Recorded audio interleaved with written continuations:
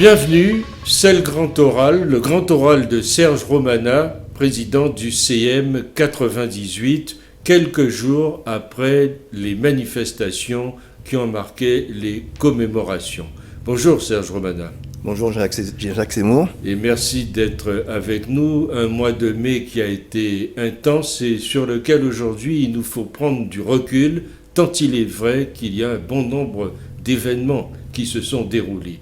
Le premier d'entre eux, c'est vous qui l'avez créé, la création d'une fondation dont nous parlerons tout à l'heure et qui fait déjà l'objet de nombreuses critiques. Nous verrons pourquoi. Et puis, il y a eu une sorte de confusion, puisque dans le même temps, le 10 mai, au Jardin du Luxembourg, le chef de l'État en personne confiait une mission à l'ancien Premier ministre béninois pour aussi la création d'une fondation dans un projet qui semblait être ficelé avec un comité national.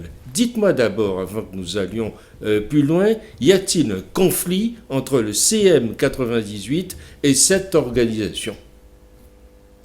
Le CM 98 souhaite être indépendant dans ses choix, indépendant dans ses actions. Pour ça qu'il faut qu'il maîtrise au mieux sa politique financière et également les flux financiers pour un certain nombre d'actions dont il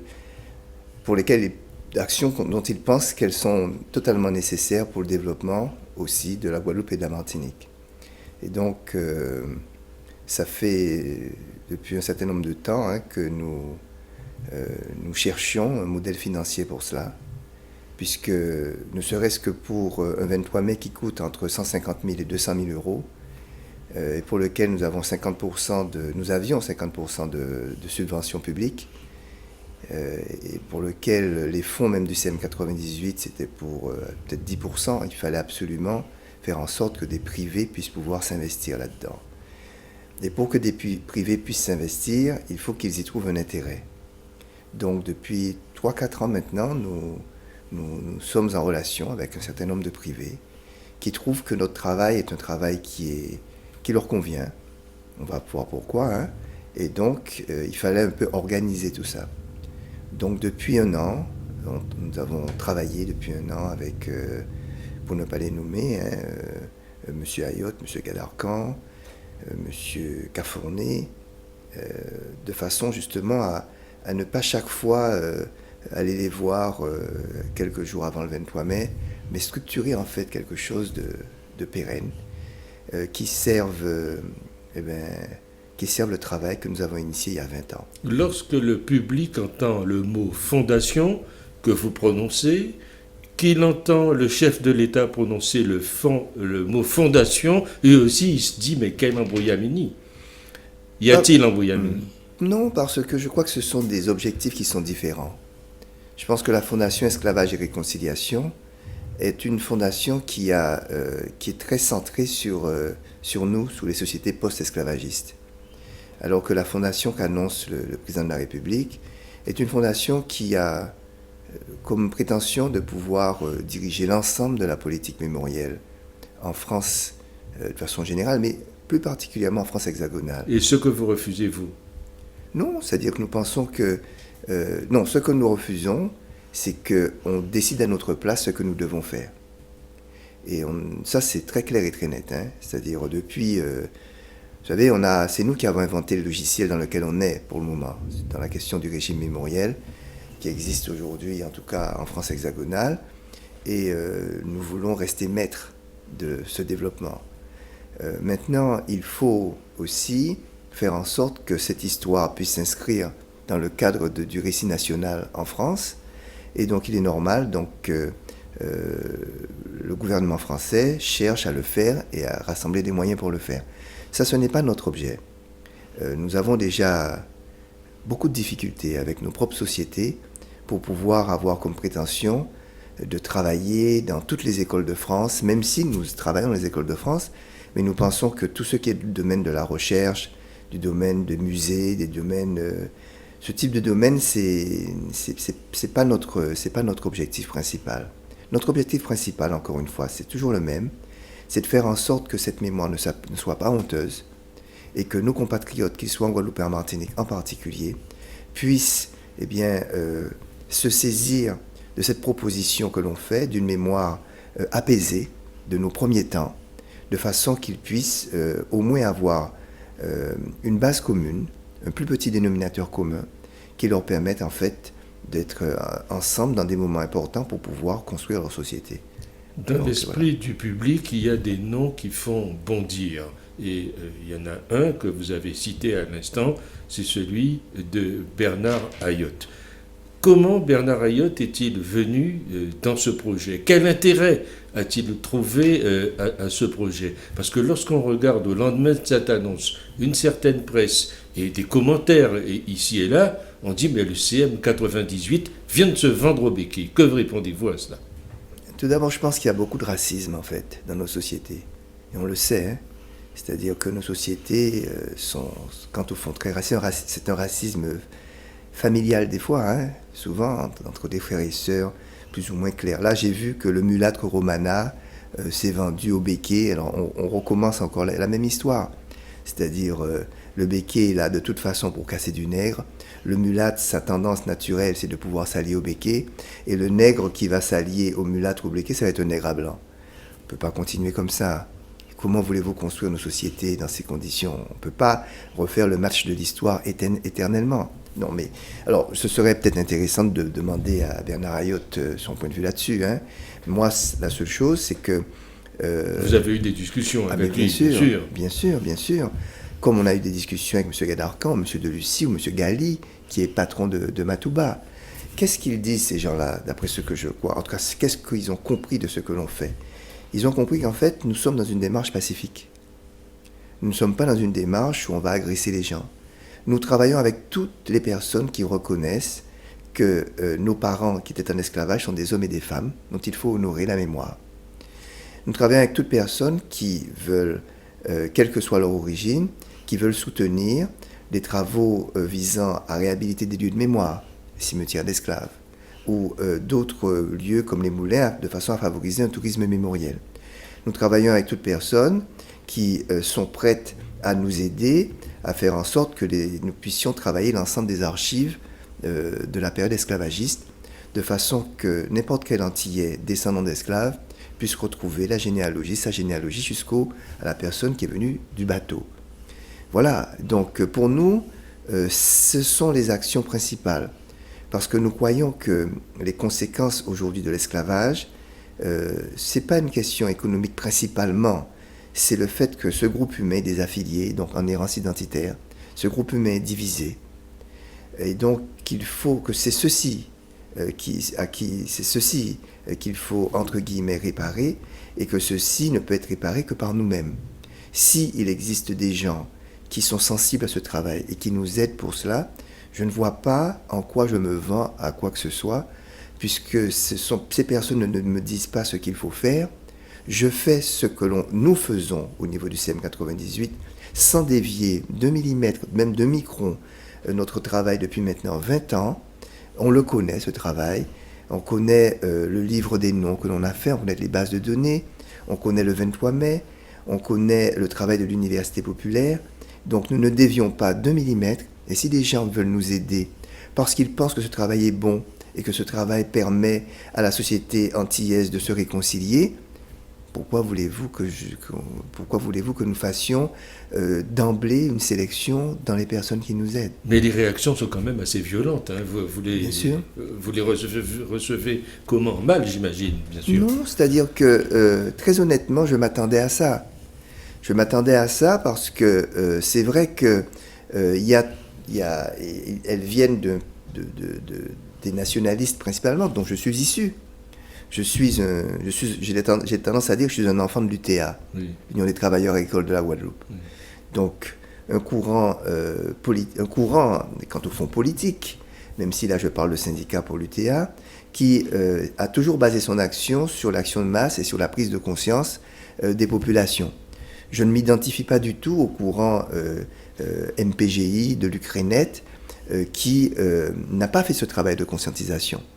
Je ne m'identifie pas du tout à ce type de courant et qui, devant l'échec politique du nationalisme guadeloupéen, a voulu rebondir, parce qu'il faut rebondir sur la question des réparations, pour conflictualiser les choses avec l'État français, avec le gouvernement français.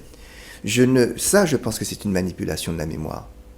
Je pense que ce sont des manipulations de la mémoire, en plus stériles, parce que ils font ça avec des fusils en carton ou en plastique. Ça n'a aucune chance. Et c'est totalement coupé de la majorité de la population, qui, encore une fois, voit ces personnes comme des épouvantails. Et donc, je savais, en prenant cette initiative, que ces personnes allaient voir ça comme quelque chose d'extrêmement mauvais pour elles, parce que nous sommes en train de montrer que nous sommes capables peut-être de construire notre pays, non pas dans la haine, dans la confrontation, mais dans la réconciliation. Parce que quand au fond, notre objectif, c'est de pouvoir construire nos pays. Donc je savais qu'il y aurait eu cette attaque, ces attaques contre nous. On vous considère peut-être comme un traître. Ah ben oui, mais je n'ai jamais pris d'engagement avec eux. Moi, j'ai pris des engagements avec ma population, en particulier en 1998. J'ai dit en 1998 que nous allions faire en sorte qu'une journée, le 23 mai, soit dédiée à la mémoire de nos parents. J'ai pris l'engagement de travailler, faire un travail de mémoire pour que cette mémoire puisse sortir de la honte et devenir une mémoire acceptable, pour que les descendants puissent s'en emparer et sortir de l'errance identitaire. J'ai pris l'engagement de faire en sorte que cette histoire soit apprise. Ces engagements, je les tiens. Et bon, les gens racontent leurs histoires, mais vous savez, hein, je me trouve être comme, comment dire ça, comme les feuilles de madère sur lesquelles la pluie tombe. Vraiment, très sincèrement, je ne suis pas sensible à ce type d'attaque. Pas du tout. Vraiment, pas du tout. Alors, il y a le mot réconciliation qui me semble être un mot déterminant et voire central dans cette démarche. Comment va fonctionner cette fondation? Vous en avez déjà une idée? Oui, bien sûr. Nous sommes en train de... elle va fonctionner sur la base de projets. Nous avons là actuellement 3 projets, 2 projets bien déterminés, et puis une méthode pour recueillir d'autres projets. Alors, quels sont les... Donc, elle va soutenir des projets, travailler, identifier, qui vont lui être soumis. Le premier... Soumis par qui?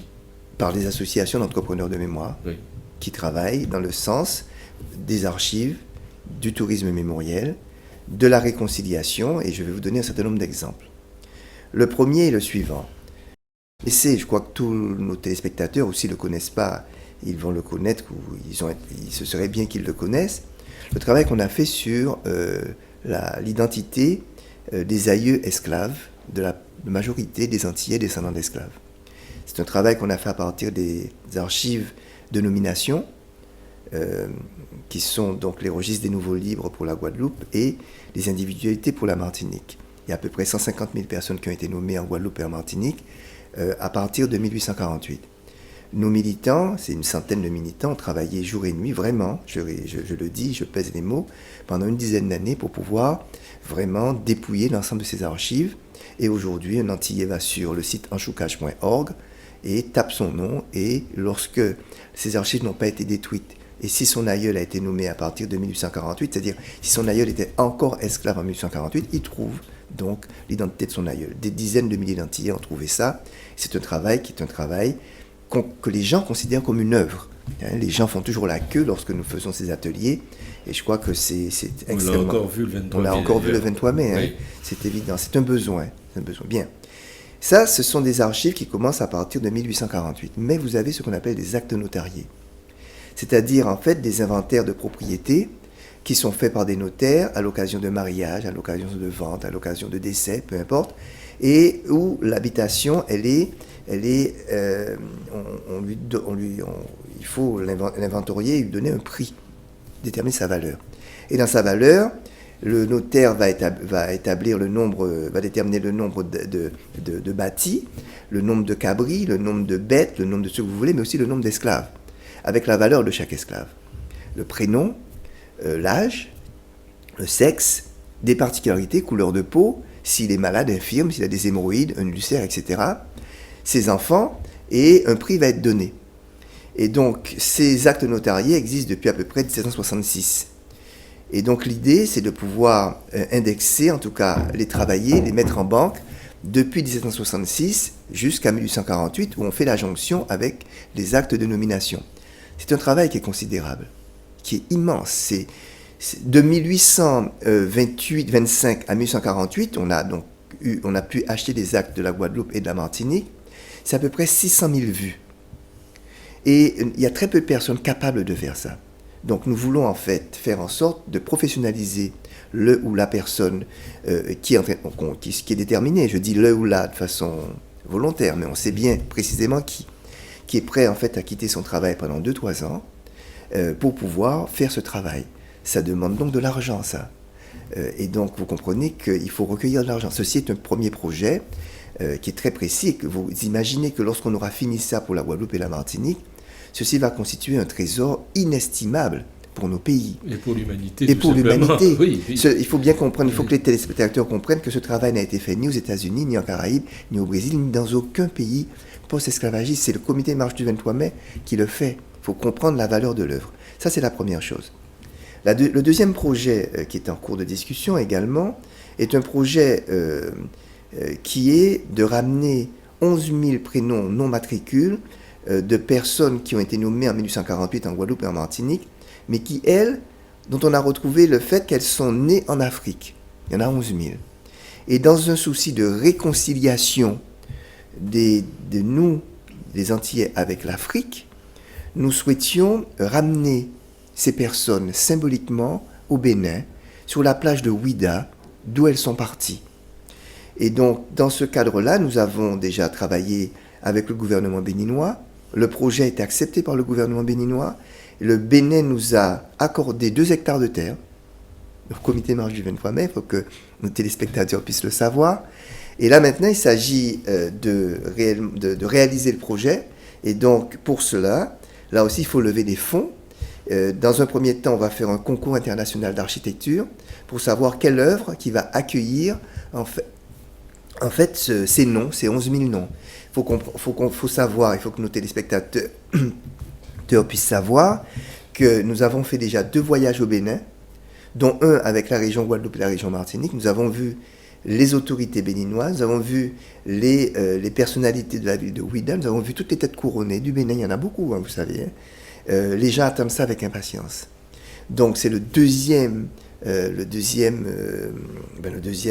projet. Et comme vous voyez, le premier acte notarié, c'est la réconciliation avec nous-mêmes, avec nos aïeux. Le deuxième, c'est la réconciliation avec l'Afrique. Et le troisième projet, alors c'est une méthode de travail. Nous allons faire un appel à projet en Guadeloupe et en Martinique pour que des associations qui veulent réhabiliter des lieux de mémoire puissent nous soumettre des projets chiffrés pour là aussi que l'on puisse les aider à faire ces projets. Je pense par exemple au cimetière de Lens-Sainte-Marguerite au Moule, excusez-moi, à la route des Moulins dans le nord de la Grande Terre.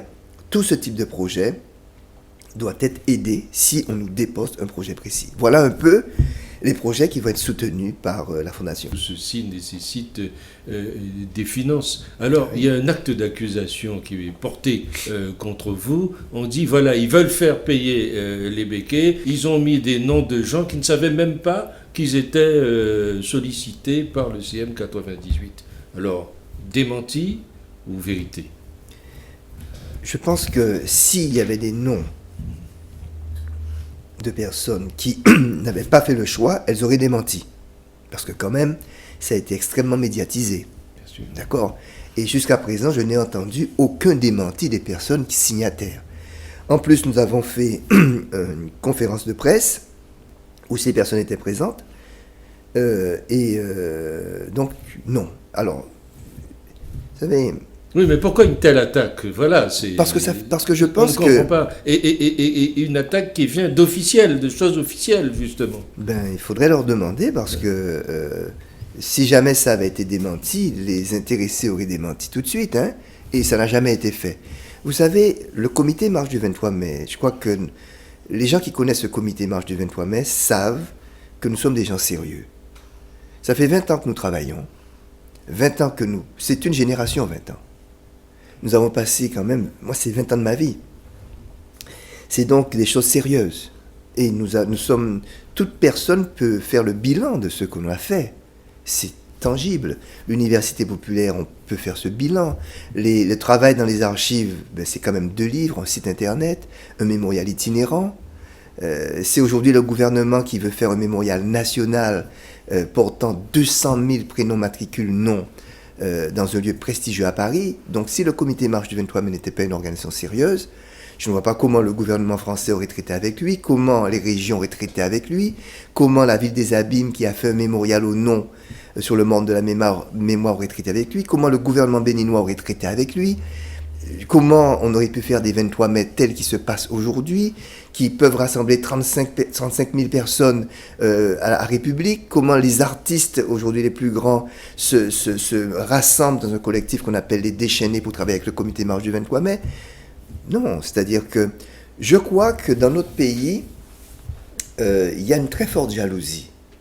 Je crois que cette association montre qu'elle est capable de réussir les projets qu'elle entreprend. Elle dit ce qu'elle fait, elle fait ce qu'elle dit, parce que tout simplement, il y a des gens qui travaillent au quotidien, tous les jours, en plus de leur travail, oui, souvent gracieusement, il faut peut-être le dire. Ah, bien sûr. Oui. Très gracieusement, nous travaillons, nous avons des professions qui sont prenantes. Moi, je suis professeur de médecine, je suis généticien. Le vice-président du CM 98 est un virologue. Il est responsable de réseaux internationaux. Il a beaucoup de travail. Nous avons moi, j'ai 2 travails. J'ai un travail professionnel et un travail de militant de la mémoire. Donc les gens, vous savez, il y a beaucoup de paroles inutiles, comme on dit. Les gens sont jaloux. Et puis je pense qu'en dehors de la jalousie, je crois que cette action de réconciliation, et je le précise, réconciliation avec nous-mêmes, c'est l'action principale. Parce que nous sommes divisés, c'est ce que nous avons hérité de l'esclavage. Et c'est tout le travail du CM, c'est-à-dire mettre un plus petit dénominateur commun entre toutes les personnes, quelle que soit leur couleur de peau. Et ce plus petit dénominateur commun, c'est l'aïeul esclave, dont il fallait le sortir de la honte, le mettre à la lumière, d'où les monuments, d'où le travail qui a été fait. Donc tout ce travail, donc réconciliation avec nous-mêmes, réconciliation avec l'Afrique, réconciliation avec les Békés s'ils veulent reconnaître et s'ils reconnaissent nos aïeux. Ceux qui restent dans une attitude où ils ne reconnaissent pas l'esclavage comme crime contre l'humanité, ou qui restent dans une attitude où ils n'honorent pas la mémoire des victimes de l'esclavage, ne sont pas les bienvenus. Ceci est une condition sine qua non, bien évidemment. On peut considérer que ceux qui sont au sein de cette fondation oui. partagent bien entendu cette philosophie. Si vous lisez le communiqué de presse, si vous lisez les actes de ce qui a été dit, le discours liminaire de la conférence de presse, il est très clair et très net que ceci est une condition. Les Guadeloupéens, Martiniquais et des autres qui ont vécu en esclavage sont des hommes et des femmes qui ont été victimes de crimes contre l'humanité, sont des personnes qui sont les aïeux donc de la majorité des Guadeloupéens et des Martiniquais d'aujourd'hui, qui sont des personnes qu'il faut honorer. Et si on a fait la conférence de presse le lundi 23 mai, c'est pour bien marquer que cette date du 23 mai, qui est la seule date très clairement intitulée date en mémoire des victimes de l'esclavage et non pas de la commémoration de l'abolition de l'esclavage. J'insiste là-dessus. Donc si on a fait cette conférence de presse le 23 mai, c'est pour bien montrer qu'il s'agit d'une fondation dont la base est la reconnaissance des esclaves comme des victimes de crimes contre l'humanité qu'il faut honorer avant tout. Donc sur ces questions, il n'y a aucune ambiguïté pour les signataires de cette fondation. Il y a toujours des gens qui sont au coin du bois en train de surveiller ce que vous faites, des saboteurs peut-être, vous les craignez? Enfin, non, c'est-à-dire que je crois que nous avons démontré que nous sommes des combattants. Ce que j'ai dit l'autre jour au ministère des Outre-mer, devant les personnes rassemblées pour le 23 mai, je leur ai dit que je suis un homme libre. Je suis un homme libre de choisir quand ou comment j'honore mes parents. Personne ne peut me dire ça. Je suis un homme libre de faire mes choix. C'est ça un homme libre, c'est qu'il fait des choix. J'ai fait le choix dans lequel j'ai commencé, dans lequel je suis. J'ai choisi la route que j'arpente. Beaucoup de personnes nous ont rejoints dans ce chemin. Lorsqu'ils font cette route, ils savent qu'ils sont libres parce qu'ils mettent leur argent pour que ceci puisse se faire. Et évidemment, il y a toujours des détracteurs, mais c'est normal qu'il y ait des détracteurs. S'il n'y avait pas de détracteurs, je me serais dit il y a quelque chose de bizarre. Parce que ce que l'on fait sort des sentiers battus. Je savais qu'en mettant M. Ayotte, M. Delucy, M. Gadarcan autour du CM98, je savais que là, nous étions en train de détruire un logiciel d'affrontement perpétuel. Je savais ça. Mais c'est pas grave. Le chemin n'est pas difficile. C'est difficile qu'est le chemin.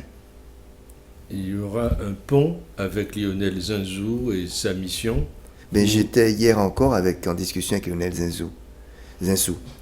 Lionel Zinsou est quelqu'un qui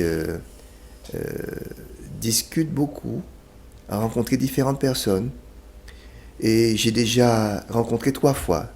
Une fois de façon téléphonique, 2 fois de visu, monsieur Lionel Zinsou, qui est quelqu'un de très instruit, bien sûr, qui est quelqu'un de pondéré, qui n'a pas le logiciel des gouvernants français. Parce que les gouvernants français n'ont pas notre logiciel. Il n'a pas notre logiciel non plus, ce n'est pas un descendant d'esclaves. Mais Lionel Zinsou est un franco-béninois, il connaît bien l'histoire du Bénin. Il sait bien que les questions liées à la mémoire sont intriquement liées à celles de l'identité. Il le sait. Ce que c'est mal, nos dirigeants de la France hexagonale. Nos dirigeants de la France hexagonale, à mon avis, ne maîtrisent pas bien la question de la mémoire de l'esclavage des descendants. Ils ne le maîtrisent pas du tout, ou très peu. Et c'est pour ça qu'il faut qu'on soit indépendant le plus possible dans nos choix et dans nos stratégies et dans nos ressources. Vous savez, moi je ne souhaite pas je ne souhaite pas être dépendant, trop dépendant des pouvoirs. Je dis trop, il y a une nuance. Je ne dis pas indépendant des pouvoirs politiques. Je dis je ne souhaite pas être dépendant des pouvoirs politiques parce que si vous êtes dépendant des pouvoirs politiques, il suffit qu'une majorité change et ça ne va plus. Par exemple, la région a changé de majorité et nous avions un contrat, partenariat renforcé. Nous avions obtenu 60 000 euros par an tous les 3 ans. La majorité a changé, on n'a plus rien. C'est de bonne guerre. Il faut qu'on refasse le travail. Donc on va rencontrer Madame Pécresse, on va expliquer, on va montrer en quoi ce travail est quelque chose de citoyen. Et je n'ai pas de doute sur le fait que tout ceci va se rétablir, véritablement, en tout cas pour partie. Mais encore une fois, voyez-vous, si on prend par exemple nos frais de fonctionnement au CM98, notre siège, etc., ce sont nos militants qui font en sorte que notre fonctionnement soit payé. Nous ne pouvons pas dépendre de pouvoirs politiques pour que nos fonctionnements soient payés. Mais on ne peut pas non plus dépendre que de financement privé. Parce que ça veut dire qu'on se met hors champ de la République. Or, le travail que l'on fait est un travail républicain. C'est un travail parce que nous vivons en République française ici. Nos enfants vivent en République française. Et nous avons le devoir de faire en sorte que notre travail sert à ce qu'ils puissent être des citoyens respectés et qui se pensent comme des citoyens, mais avec leur force, avec leur histoire, non pas noyés dans du rien, parce que nous sommes dans ce pays où les différentes communautés, elles existent, elles ont des stratégies parce qu'elles sont communautés. Les Juifs en sont, les Beurs aussi, les Chaldéens aussi, mais même les Bretons, vous savez, ou les Corses, etc.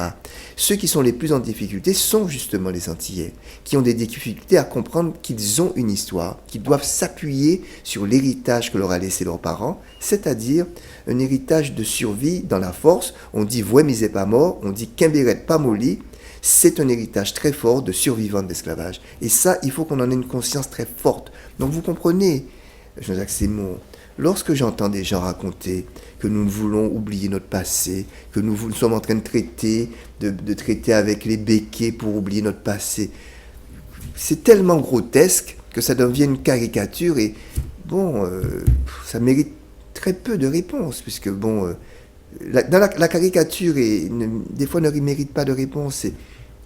C'est pathétique en fait, c'est tout à fait pathétique ce type de critique.